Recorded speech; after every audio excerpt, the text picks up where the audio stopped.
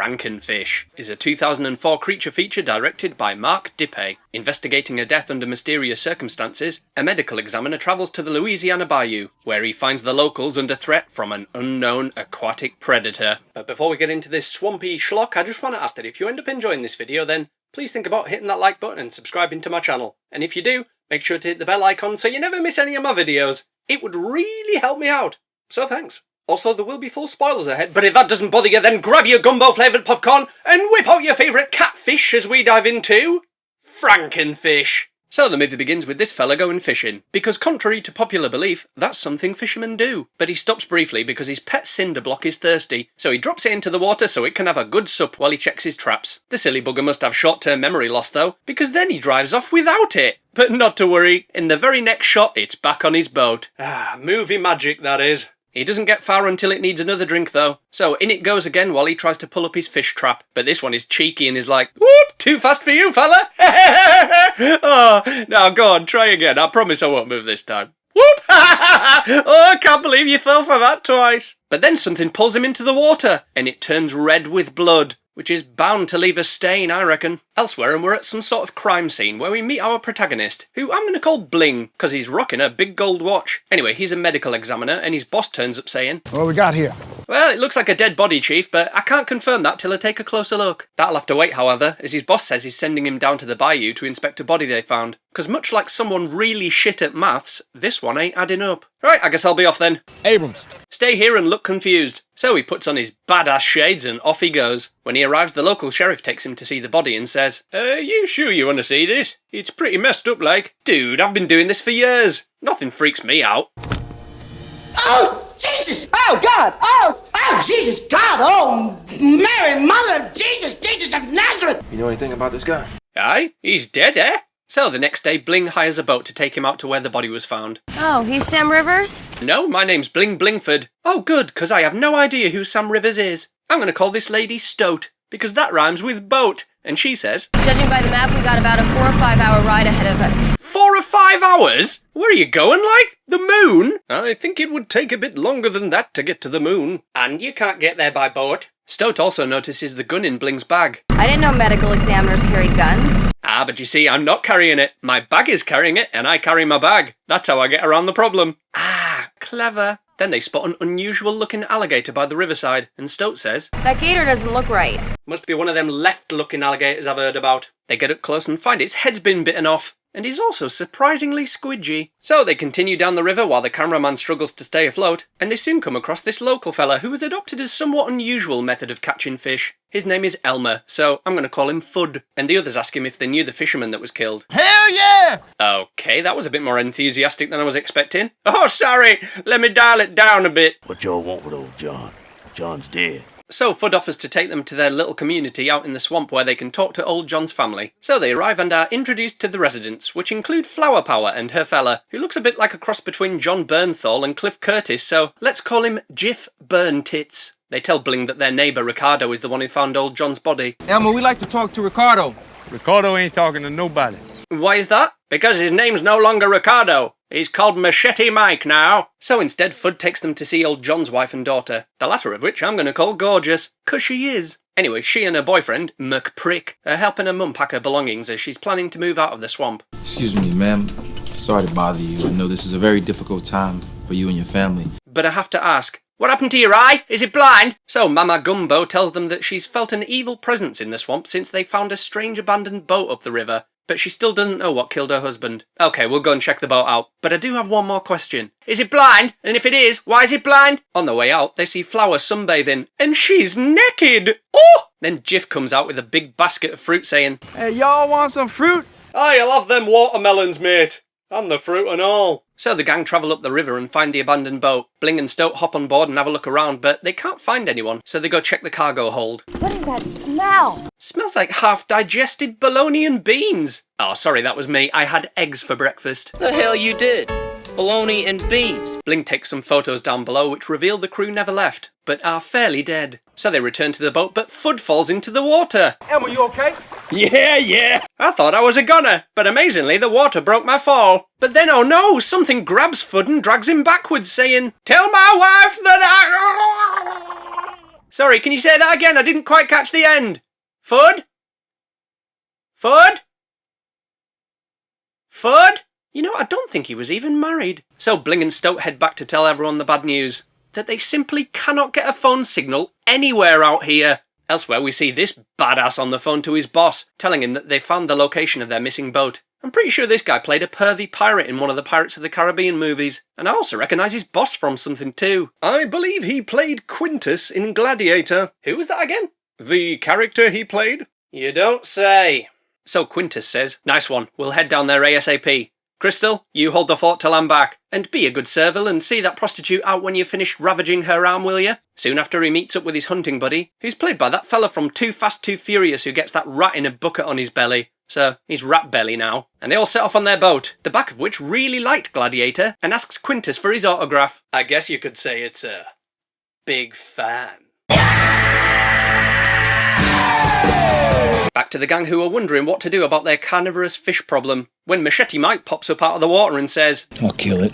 I swear to God I will. Cheers, Mike, we'd really appreciate that. Then Mama Gumbo says dinner's ready. Is it gumbo? I bet it's gumbo. How much do you want to bet it's gumbo? I made gumbo. Ha! I knew it!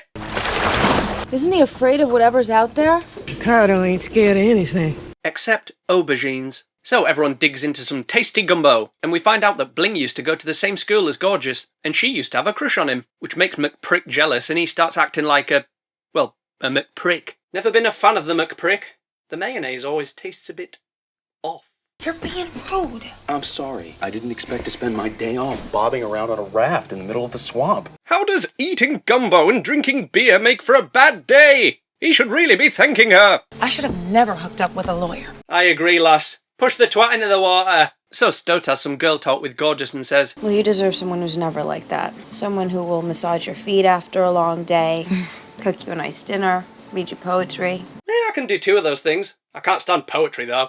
I find most of it insufferably boring and very pretentious. Meanwhile, Jiff is distracted from his appointment with Dr. Bong when he sees something odd in the water. So his curiosity gets the better of him and he leans over the side to investigate, when all of a sudden something bites his head off! Everyone rushes outside and is like, oh my god! That's the first time I've ever seen someone stoned lose their head. Usually they're pretty chilled. So Flower Power gets into her boat to go across to the others, but the Frankenfish bashes it and sends her flying into the water, and while she's treading water and whelping, she gets munched. Everyone agrees it's time to get the hell out of there. So Bling starts up the boat, but then it gets flipped too! Well, the boats are a no-go, so Bling suggests escaping on the late Jiff and Flower's houseboat, as surely there's no way it can destroy that. If it's a similar model to the one in Crocodile, I wouldn't get your hopes up. The boat falls to bits as if it was held together with PVA glue and stickers, so Gorgeous volunteers to climb over it via the clothesline or whatever it is. But the line breaks because it wasn't designed to hold a human! She frantically tries to climb up the side of the houseboat, and Bling fills the fishy fiend full of lead when it jumps out trying to get her. Thankfully, she makes it to the top and is safe for now. So she goes to start up the houseboat, but discovers that Jiff hadn't finished fixing the engine. Machete Mike has had enough of this fish bastard eating his mates though, so he looks through his killing implements to decide which to use. Now, do I pick the machete, the knife, or the hook? Oh, too many choices! Nah, mate, just duct tape them all together, then you'll have a truly formidable melee weapon. And after all that, he picks his shotgun. Bloody typical. I should have called him Shotgun Steve. Anyway, look out, Steve! I mean Mike! Because the Frankenfish has jumped out of the water to attack you! It leaps at him, biting his leg, but when it gets closer he pops the shotgun in its fishy gob and blows its fishy brains out. Yay! Nice one, Steve! Mike? Yeah, whatever. Well, I guess that's the end of the movie then. Not if there's more than one Frankenfish. Surely you can't be serious. I am serious. And don't call me Shirley. Then everyone watches in bewilderment as Machete Mike uses said machete to cut the fish's heart out, pops it on his barbecue for a bit and then starts chowing down on it, with everyone else like, are you going to share that bloody thing or not, Mr. Greedy? But then suddenly a second Frankenfish bursts out of the water and attacks him. There's two! There's two! I can count. And this one wastes no time, as it quickly turns Machete Mike's insides into outsides, before dragging the rest of him into the depths for later, leaving everyone else thinking, bollocks. Big Frankenfish bollocks. Gorgeous is unaware of this unfortunate revelation, so while she's drying off in the bathroom, the second Frankenfish bursts in like, here's fishy! So she climbs up onto the roof, leaving the fish thinking, bugger! Foiled by elevation yet again. But then we see Mike's knocked over barbecue grill has lit a fire next to this gas tank and his shotgun. Ooh, I hope that shotgun goes off and shoots McPrick.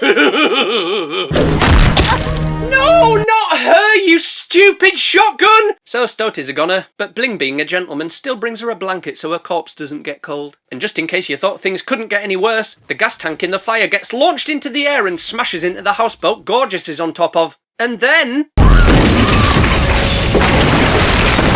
Fuck! But if you can believe it, she's somehow still alive! So Bling dives in to save her, but that damn Frankenfish is heading for them. So Mama Gumbo does a Deep Blue Sea 1 and cuts her hand to lure it away. And much like Deep Blue Sea 1, it works a bit too well. And as she's trying to climb onto the roof, the beastie bites her in half. Damn it, it's a shame she wasn't Papa Gumbo. We could have got half a Jeff out of that. Gorgeous is fairly distraught as he would be, but is otherwise doing surprisingly well despite being in this explosion less than 5 minutes ago. Oh, I love B-movie logic. So things are looking pretty dire for the group. No, not that one. And the fish is now trying to sink the houses. What?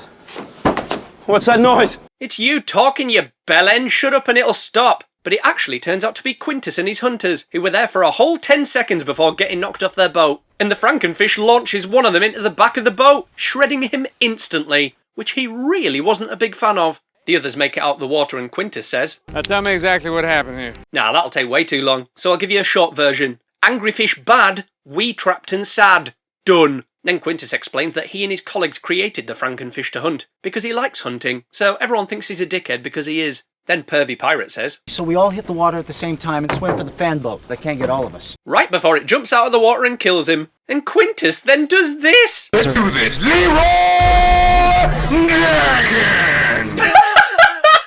Oh, why would he do that? Bling gives the beast a face full of flare gun. So Quintus makes it to the fan boat and comes around to pick everyone up. He agrees to take everyone to safety, but only after he tracks down and finishes off the Frankenfish first. With no other option, everyone agrees. All right, but once y'all get aboard my boat, you do what I say, you understand? I'm not agreeing to that. You might ask me to fondle your nutsack, which I am not down with, because I'm allergic to nuts. So they head down the river and eventually come across what looks like the fish's den. Now what? Now we go get it. This is your safari. You go drag it out. Well, you know what? I'm gonna have my hands full holding this gun. So Bling, Quintus and Ratbelly hop into the water and head into the creature's den, holding guns which are so silver it's like they've spray-painted silver guns silver. Once they're in the den though, Ratbelly gets nervous and says, Did you see how big that female was? The male could be 25 feet long! Then they spot the fish Bling shot with the flare, and it looks like it's died from its wounds. But then Ratbelly gets pulled under, so Bling legs it, leaving Quintus to deal with the male Frankenfish on his own, which goes about as well as you'd expect. And bloody hell, that's a big un! It's like Frankenfish-zilla! So the others jet off down the river with the beast following them, but it bashes the boat and McPrick falls off into the mud. It's fixated on the boat though, so it continues to follow them. But Bling has a plan, and waits until it's directly behind them, and just before they crash into the shore they jump off and the Frankenfish-zilla gets minced by the fan on the back of the boat. Nice! So the day is saved, Bling and Gorgeous confess their love for each other, and have a wee smooch while covered in fishy bits. And just in case you were disappointed that McPrick wasn't killed, we then see a load of baby Frankenfish eating him alive. Excellent! End of movie. And there we have it, folks. And you know what? I was pleasantly surprised by Frankenfish. It's a pretty decent low-budget creature feature with plenty of action and gruesome moments to keep you entertained for its fairly short runtime. I reckon if you get a few mates round and have a few beers, then this one's a hoot. So, Frankenfish, what did you think of it? Did you like it? Did you loathe it? Let me know in the comments below while I turn into a Frankenfish. Because I got high. La da da